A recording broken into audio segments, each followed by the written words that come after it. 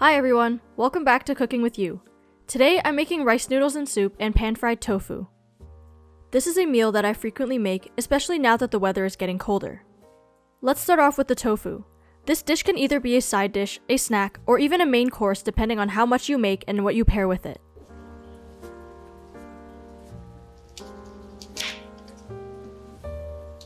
I'm starting off by thinly slicing shallots. Shallots are a part of the allium family and are very similar to onions, but they're sweeter with a hint of sharpness. I've cut off the end, peeled them, and you can either cut them into rings or cut them in half before slicing, like I'm doing here.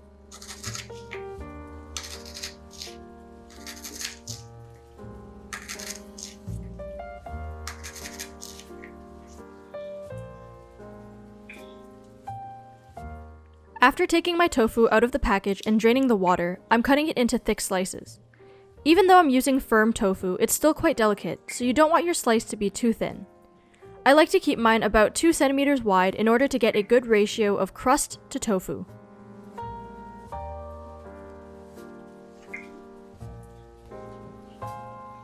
For the crust, I'm cracking an egg into a bowl and lightly beating it until it's mixed well.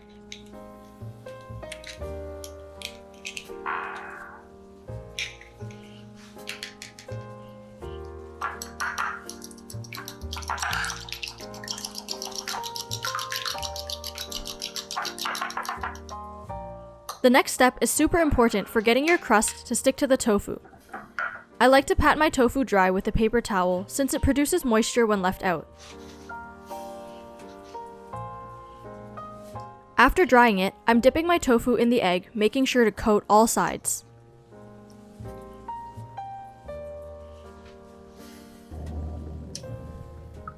To cook my tofu, I'm adding oil to a heated pan and making sure to coat the entire surface of the pan. Then, I'm adding my tofu slices, making sure that they're laid flat and that none of the pieces are touching.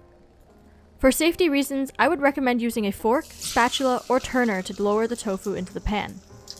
You know those mom touching the hot pan versus me touching the hot pan memes? Yeah, I'm close to that level of comfort around the stove now, but please don't go sticking your bare hands into hot pans.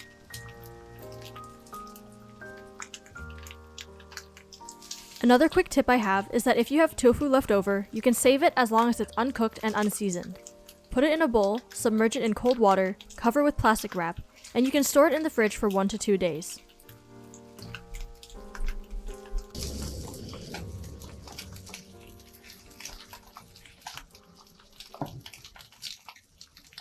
Once one side of the tofu starts to turn golden brown, which should take around 3 minutes, flip them over carefully and let the other side cook.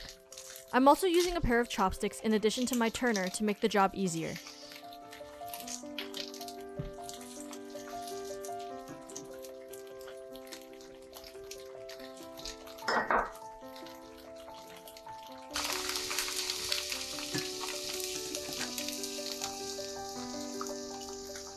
After a few more minutes, the other side should take on a golden brown color.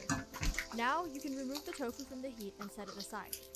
We're going to move on to the sauce that I usually use for this dish.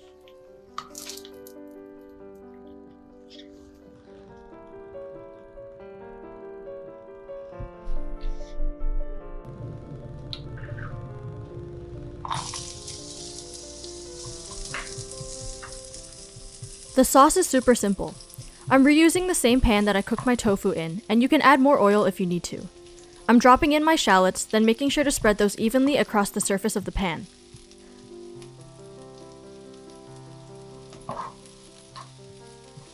I'm gonna let these caramelize and get soft, but you could also fry them until they're crispy and use them as a garnish later.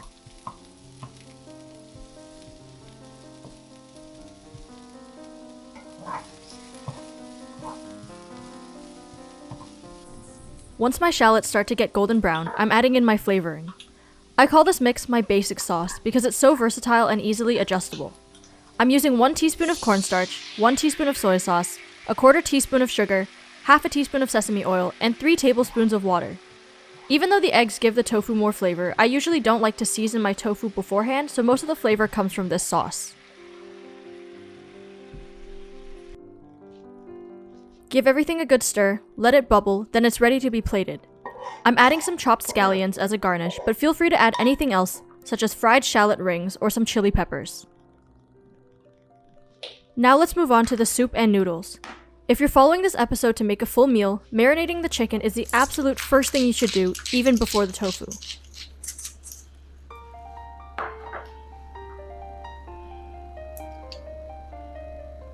Since I don't like handling raw meat, I've chosen to use packaged minced chicken, but feel free to use any protein or substitute you like. I'm using around 6 ounces or 0.17 kilograms of meat, which made enough for myself and my mom. And I'm seasoning it with black pepper, 2 teaspoons of cornstarch, 1 teaspoon of soy sauce, a quarter teaspoon of sugar, half a teaspoon of sesame oil, and 2 tablespoons of water. Mix it all together and you're good to go.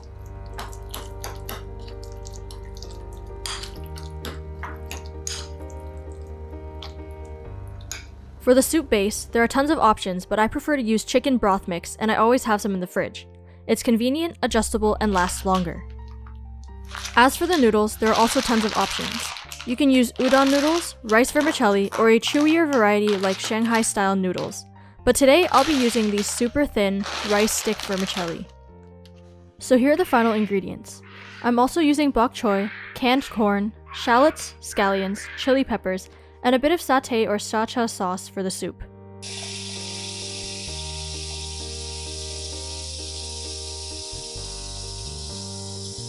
I'm washing my vegetables by filling up my container with cold water and stirring in around a tablespoon of salt. Having a colander or strainer makes this whole process easier. I'm cutting off the end of my bok choy and any parts of the leaves that don't look the healthiest.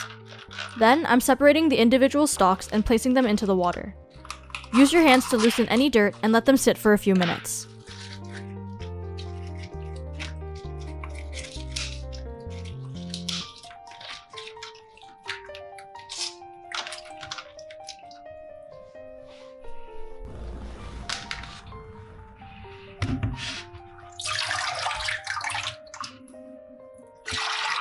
To rinse off my bok choy, I'm emptying out the dirty water, then gently scrubbing at the leaves while running them under water.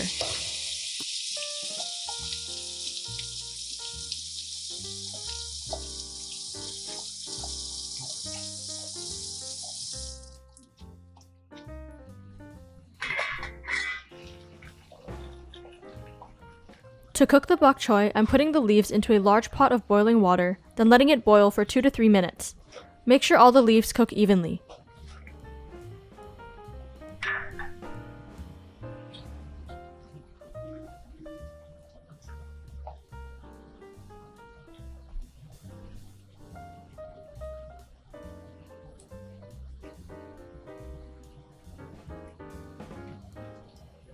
Once they're done, take them out of the water and set them aside.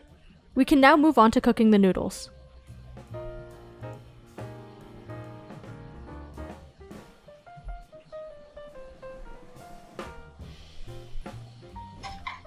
I'm reusing the same water I cooked the bok choy in and bringing it back up to a boil. I'm gently placing my dry rice noodles into the water and with chopsticks, I'm shaking them around. It should only take around a minute for the noodles to cook. I'm aiming for them to be cooked and no longer stiff, but still firm and chewy.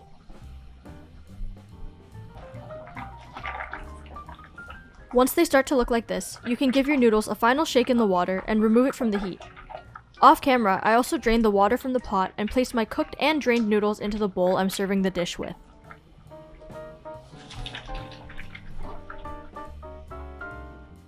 To make the soup, you can either heat up pre-made chicken broth or you can follow the steps I'm showing here. I'm bringing approximately 500 milliliters of water to a boil on high heat, but before the water starts to boil, I'm adding my chicken broth mix to prevent splashing. I've used around 1 tablespoon of broth mix for 500 milliliters of water. Stir to evenly incorporate.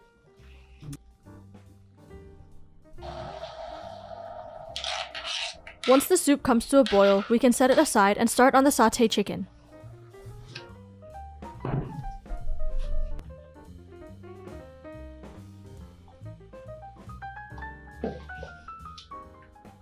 Starting with a hot pan, I'm adding vegetable oil, swirling it around to coat the pan, then adding my sliced shallots. Stir them around to prevent sticking and flip them every once in a while. I'm cooking these until they start to caramelize, but not trying to brown them.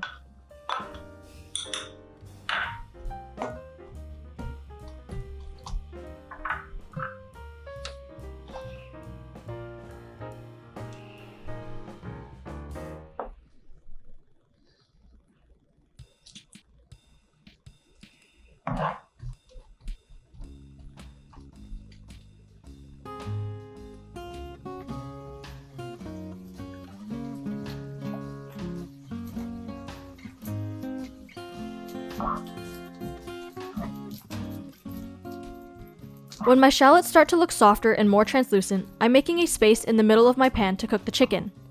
After dropping it into the pan, I'm pushing it around and flattening it so the chicken cooks quicker.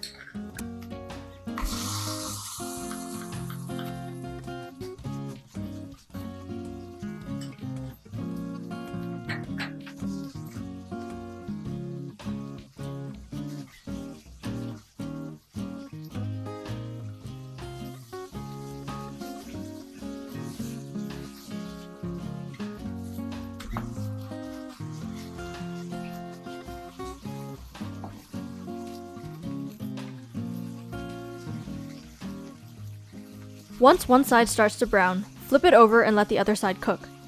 I'm breaking the chicken up into smaller pieces using my turner, making sure to flip the pieces and let them cook thoroughly. The last thing you want to do here is have raw chicken.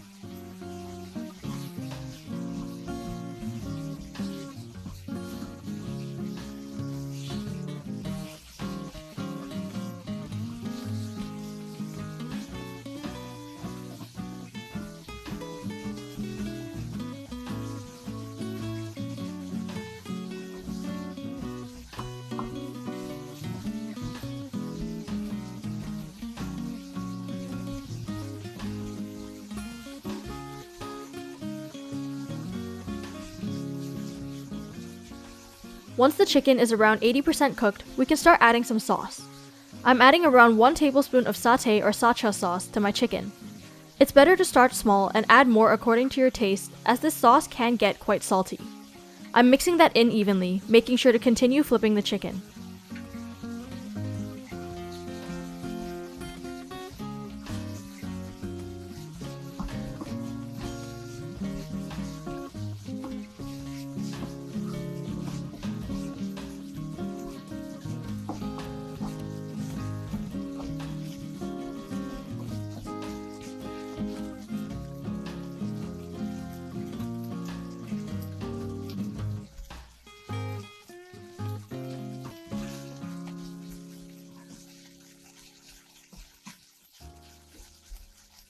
After a while, I'm adding some corn and stirring that in as well.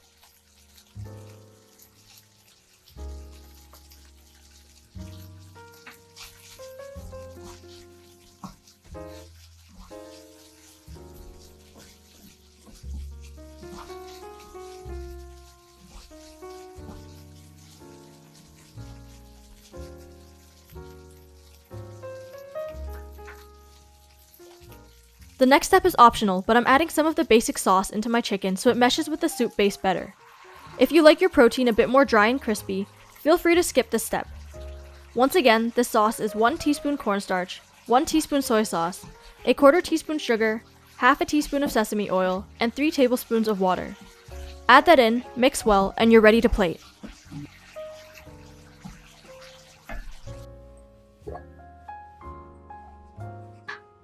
One of my favorite things about cooking is using cute cutlery and making my meal look as good as possible.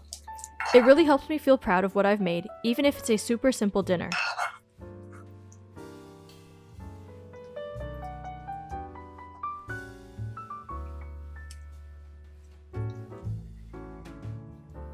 I'm simply placing my chicken and corn on top of my vermicelli, then arranging my bok choy on the sides of my bowl.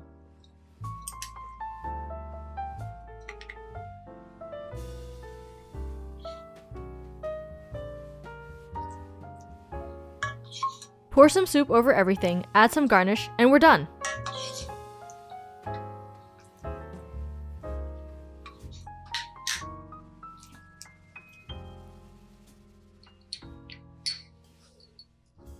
As always, please check the ingredients to make sure they meet your dietary requirements or restrictions, be careful with knives and heat, and I hope you enjoy this warm and filling comfort food. That's all for today. Thanks for watching, and see you next time.